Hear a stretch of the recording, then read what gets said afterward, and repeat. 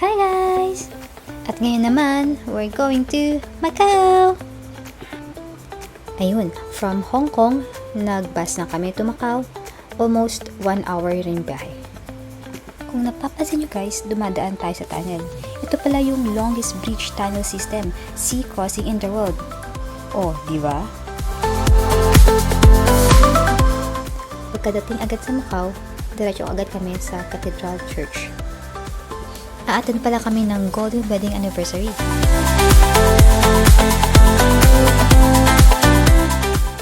After the wedding, syempre, gagala tayo ulit. Malapit lang pala kami dito kung saan kami nag-stay in. Literal na, paglabas mo pa lang, yan agad yung bubungad sa'yo.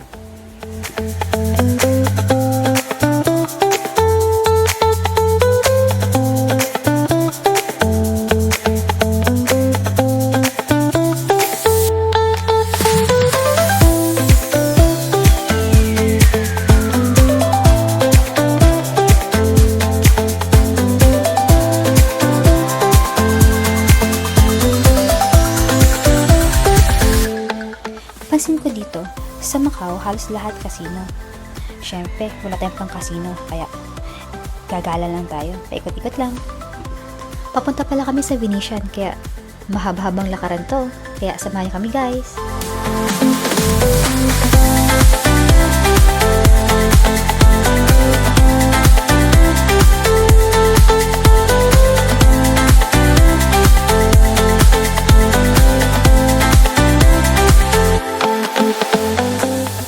Nagbus na kami papuntang Venetian. Wala pa isang oras yung biyahe. Yung nasakyan pa namin bus, free pala ito. So, kung pupunta kayo sa Venetian, sakay na lang kayo sa mga free bus.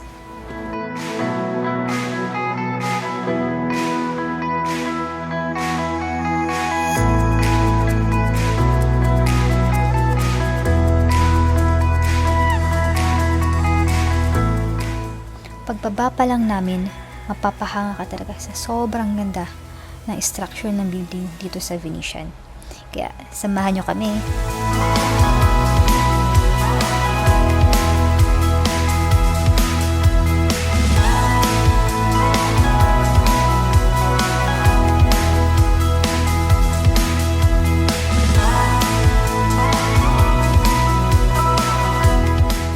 Habang naglalakad kami, bigla kaming napatingin sa taas. Kasi yung ceiling, kung napapansin nyo, habang naglalakad ka, parang may sumusunod sa yung ulap. Galing, diba?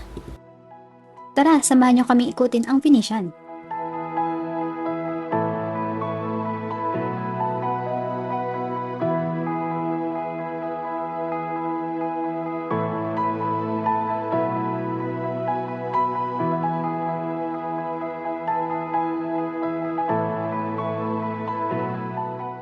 Familiar. Parang ito yung...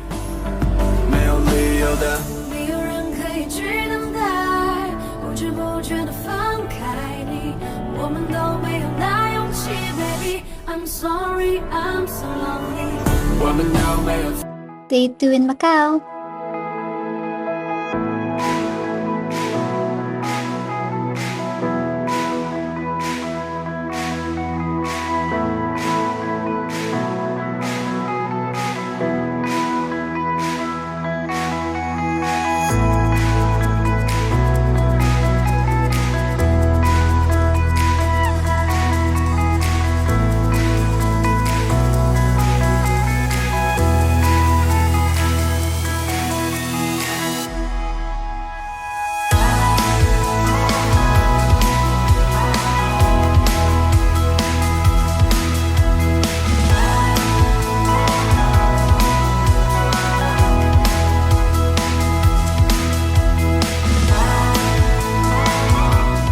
Ngayon naman, papunta tayo sa Ruins of St. Paul. Sobrang daming tao, pero may mga free days naman dito.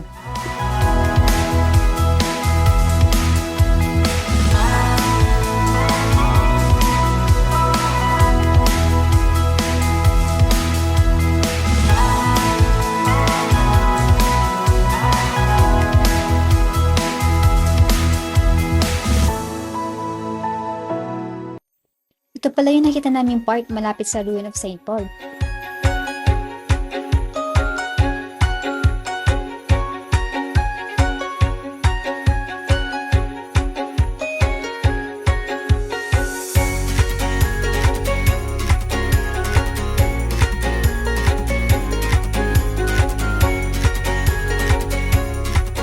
Thank you for watching. Bye!